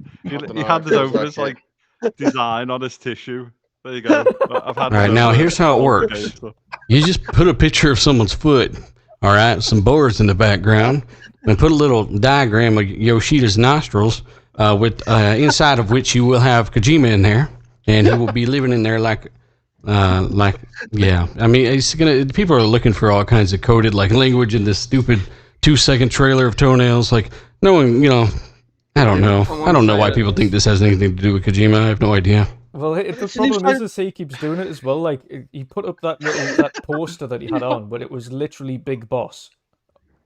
I think it was on Blurred RDX Big last Boss night. image. Who was it that said that they were looking at the floorboards for clothes? Yeah, they were saying people on their channels and stuff were making videos like trying to trying to find clues in the floor. But this floorboard's pointing towards the west, so we must be idiots. I just think, remember when W is an upside M. Oh my god, it's Metal Gear. Mel Gibson's in the game. Mel Gibson. Remember how bad it was with Ubisoft like E3 and how depressed we were with that? That poor fella who was like live streaming for like 72 hours. Yeah. And then his stream probably got claimed by Ubisoft afterwards as a reward. I'll tell you what it One is. Sony fan that Like apparently streamed the that was what it. Yeah. was meant to be the trailer thing for 7 hours. Yeah, it was 7 hours. He was No, waiting. there was someone streamed it for like days, and then basically just like was like on some article like crying, and then, like Blue Box claimed copyright. Imagine that. I don't give a fuck what they're announcing. Don't stream something like that for days or even 7 hours, or you gotta have something else to do. I'll tell you what that trailer was. That trailer was motion capture of Hassan heading to bed. Yeah. He's like, this shit is boring as fuck. And fucking walking, stubbing his toe in the middle. Yeah. Yeah. Now he's got an me ingrown not toenail. developing anything.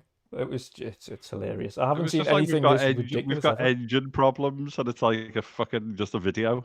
It's like Yeah. got engine problems. I don't get why people think this is a scam, though, Chris. It's that one SpongeBob meme. It's conspiracy. like, I'm heading out.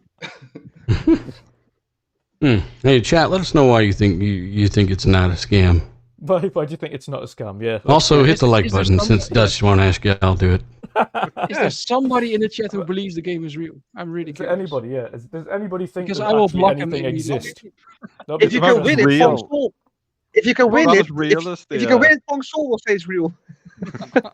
What were you saying, Chris? I was going to say it's about as real as the Kickstarter of a smartwatch, which I'm going to start tomorrow. Oh, I'll do a little Really? 3D print, a little 3D printer of a watch, and then ask for 10 million quid. I'd buy it. Oh yeah, I'll support you, Chris. Hang on, With it's a not a grenade. scam, is it? With a grenade. You better not be scamming me. Is that along with the I've janitor got- simulator? Are we going to go for that? I've We'll got just- Rolex. Rolex are making this smartwatch for me. It's not a scam, honest. Ask them. All right, I'm trusting you now. Yoshi's already wearing a prototype. Grannell, It's like that little projector watch that company did a GoFundMe for, and then they did a bracelet one. I mean, there's literally companies out there make millions of dollars off of GoFundMes of ideas that are literally impossible to create right now. So it's actually a go fuck me. Yeah, go fuck me. Whose milk is this?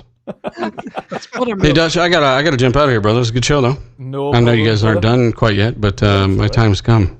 Casket's no problem, here. brother. No problem. If you let people, the glorious people of the chat, thank you very much for coming along today, dealer.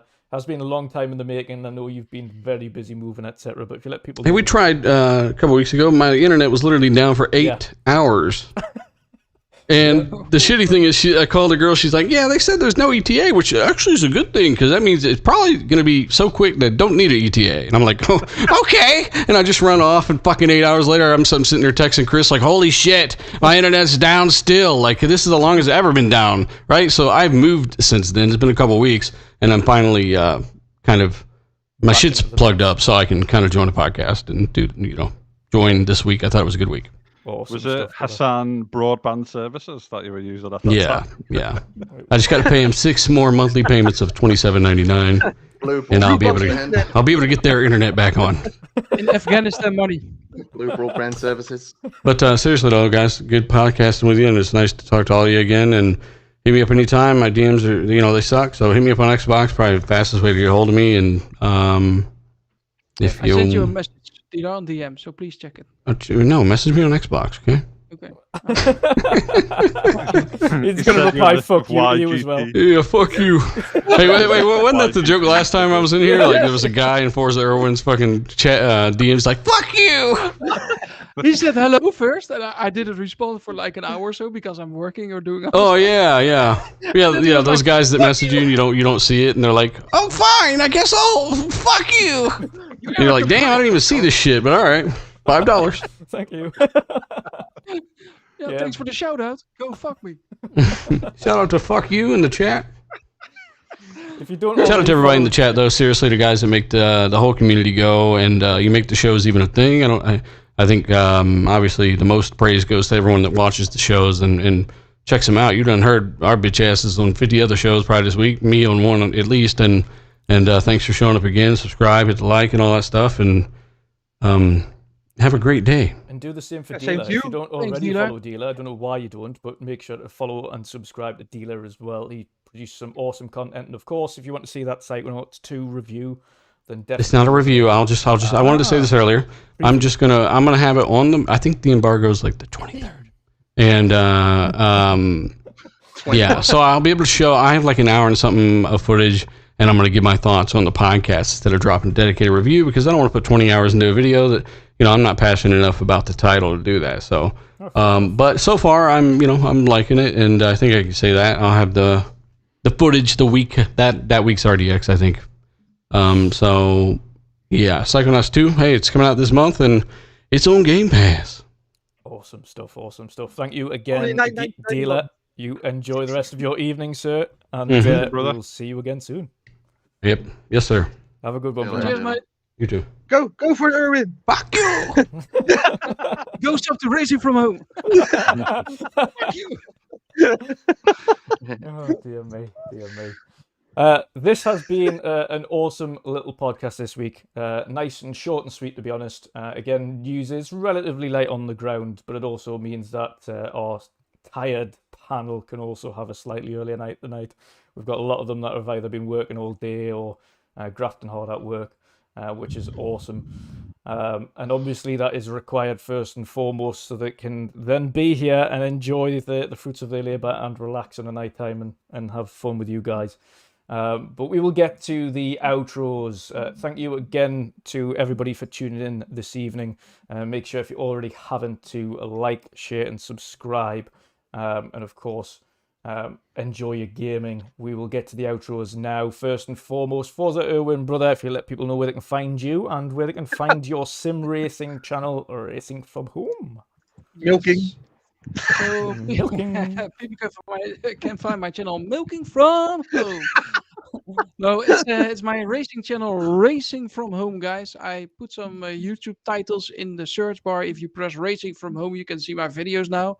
Still, somehow, if you press in Forza Erwin, you can sub to the channel. You can see my channel, and then of course sub to the channel if you like the content. You're not forced to, but it's free to do so, and you help me a lot. Actually, today I reached 180 subs. It's going really fast the last couple of weeks, which I'm really proud and excited about. And of course, my favorite guest till now, Mr. Grannell, is on the channel as well, doing some racing. Enjoying our F1 season. Yes, he's going to win the next Grand Prix, the Canadian Grand Prix. So better take a look. We're probably going to stream on Thursday or Friday or Saturday or Sunday. Who knows? But there is a race coming up at some point this week. Yes, there's a race somewhere coming, which Chris will hopefully win. I'm starting from the back, or not from the back, from 10th position. So because I messed my car up. But Zach Brown will be happy. Slim, so slim the skinny Zach Brown will be pissed off. Our budget cap is completely over, so we are actually amateurs, pretending we are good and we know Formula 1 and racing games. So maybe Dealer is right, but he's still really shitty on the controller. But love you, Dealer. But yeah, guys, just follow me over there on YouTube. So Racing From Home. Twitter is Forza Erwin. I'm pretty active over there. I like the community that we are building. People every time joining the chat on my racing channel, on the podcast here over at Midweek and all the other guys. So I'm really starting to feel that we have a snowball running, which I really like. Thanks you all for joining. Snowball. So people can look out for more content from other creators as well within the panel. Thanks for General CUNT for joining us today again, which I really like. Dealer was awesome. I liked it a lot, guys. I love you, and we're going to play afterwards some games as well, right? I believe we're going to do Battlefield 4. So please, guys, I had the longest wrap up.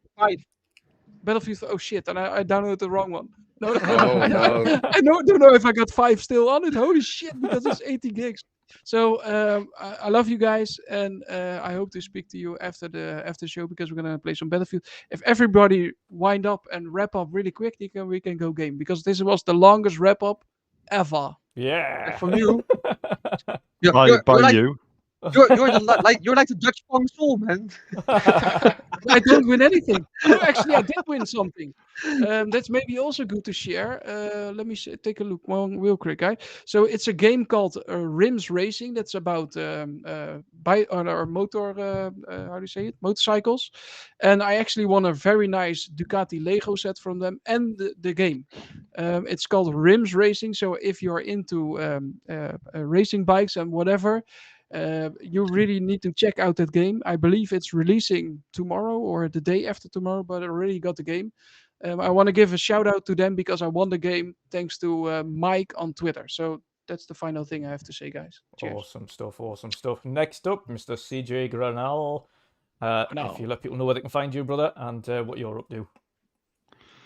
I'll keep it short because Forza was like as long as the show then. Yeah, I'll be doing some streaming with Forza on F1 this week. Usual places, CJ Grannell on Twitter, Hard Times UK on Xbox Online, etc.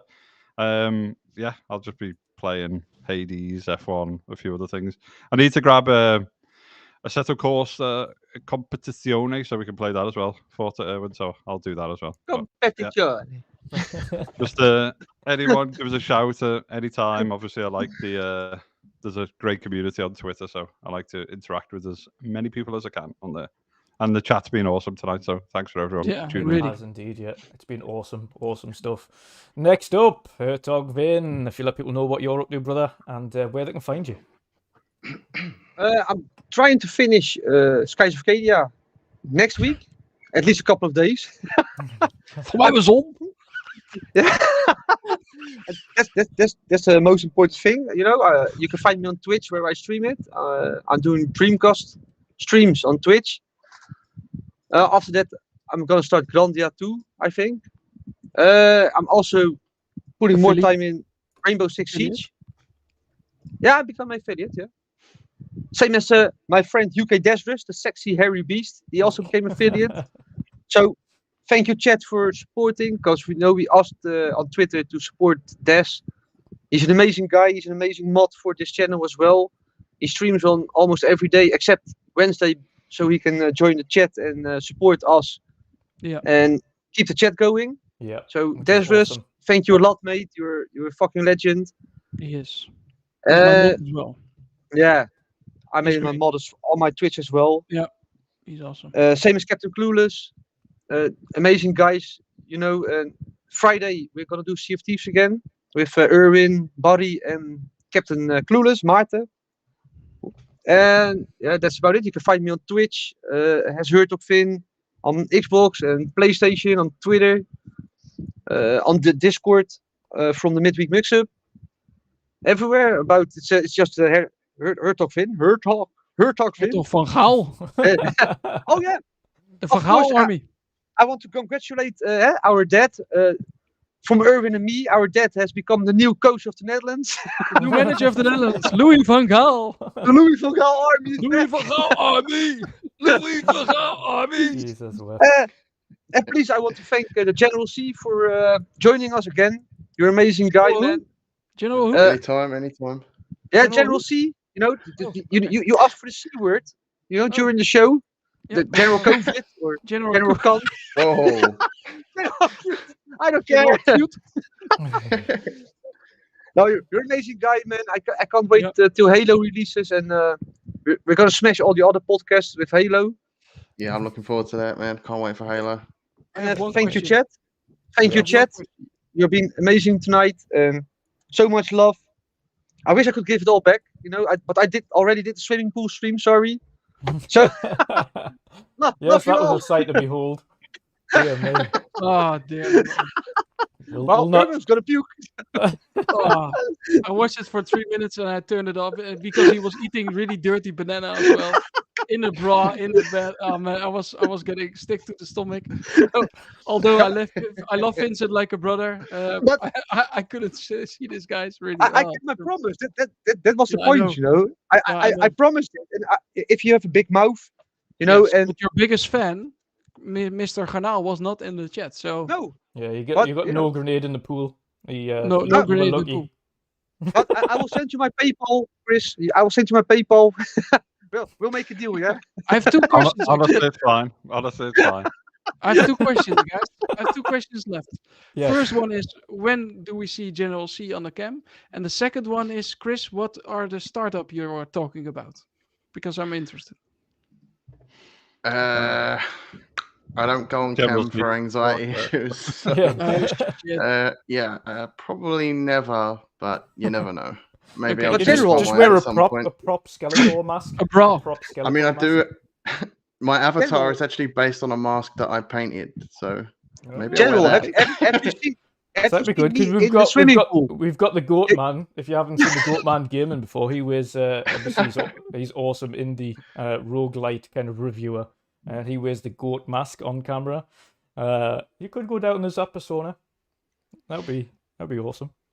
100%. Yeah, but sitting in a mask for 2 hours, I might get really sweaty. Yeah. And then all of a sudden, you just see me pass out on camera. Now, Make General, great content, but General, you can't do much worse than me. You see the swimming pool stream, right? So it can't be worse than me. General Chicken. General Chicken it is. Come on, mate. General Chicken. The Maybe- difference with maybe you, one day I'll Vin, is come you're on just camera. off your fucking head. So no one else is going to do a That's stream. true. No one else is going to do like a pool stream in this panel. Fucking, I won't even do one if someone give me 10 grand.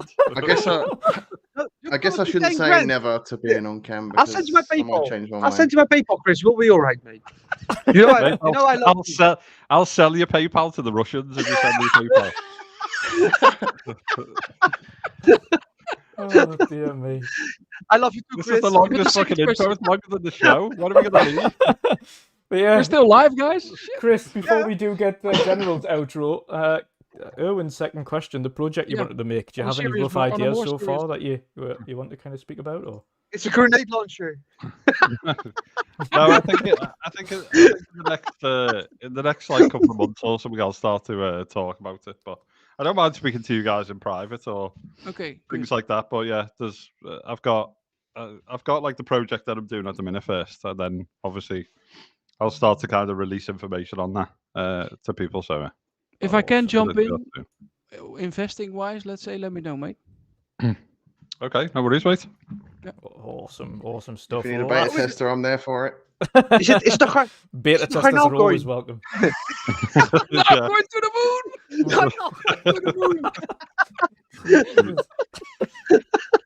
It's the strangest outro sorry, ever. Matt. Yeah. Sorry for everyone in the chat. Yeah, he was like desperate to leave, but they're just like, "Oh, we don't want to leave yet." It's like a phone call where no one will say goodbye. Bye, No, I love you. No, I bye, love you. No, bye. I cannot hang up. No, you hang up. Oh dear me. I gotta say, I do love you also. Yeah, that's Vin, true. General Dutch, C. kick Vin out of the chat. General Just C. kick us all out and just leave you and General C in so we can get a word in edgeway. Oh yeah. Where No can, worries. where can people Fuck find off, you, Chris. General C, Fuck and what can you what you got coming up? Let people know where they can find you. Thanks for having me again. I really appreciate that. You can find me on YouTube at the General C, and you can find me on Twitter at the General C. Yeah. And I'm currently working on a parcel play episode for Hades, and maybe I should just say what the next episode's going to be now. Go on. After that, Exclusive. But General, can I ask you going one to question? be Anthem.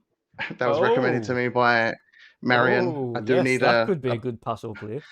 I do need a game that could potentially be a pass. So I'm going to try Anthem out. Marion's going to jump on that with me, and we're going to have hopefully a blast playing it. You never know. Maybe it'll be a play. Good stuff. Yeah, that'll be interesting to see because that was a Marmite game. A lot of people liked it. A lot of people hated it. So, What's the awesome. C stand for, General? That stands for my name, which is Connor. Connor. Yeah, Connor. Connor. Conor Yes. McGregor. Definitely awesome stuff. That's one stat. Next time he has a game on. Dear me. Right. No promises. So, Thank you You to reckon everybody we in could do chat for putting up with this weird and outro that we've all kind of went through here tonight. It's been awesome. This phone call Reckon will we thank you, eventually Dutch. end. 5 hours later. Dear me, 5 days. Pretty later. normal, dude. Yeah. Dear me. But thank you, everybody in chat. It's been absolutely awesome. Thank you again for those who super chatted as well, and to any new subscribers. It's been a blast. Much appreciated, of course. Any little helps to get towards, of course, go towards the running costs of the show. Also, we do have channel memberships up now, and I will be reviewing Song of Iron. I do believe, as it stands, the embargo lifts the day before. So I'm going to put that up first and foremost to any channel members, so they can see the review at least a couple of hours prior to everybody else, and then it will go live. But I'm looking forward to doing that. Other than that, we have a game stream directly after this. We're going to have about a 5-minute break just to get a drink, and then straight into playing some games with the community. So if anybody wants to jump on and play some Battlefield or anything else after that, then feel free to do so. Until then, thank you again, everybody. I hope you have an awesome night, and we will see you again next week. Goodbye now. Much love, guys. Yes. Thanks again Love for you, having me. review. See you later, everyone. Take it easy, Yeah, everyone. guys.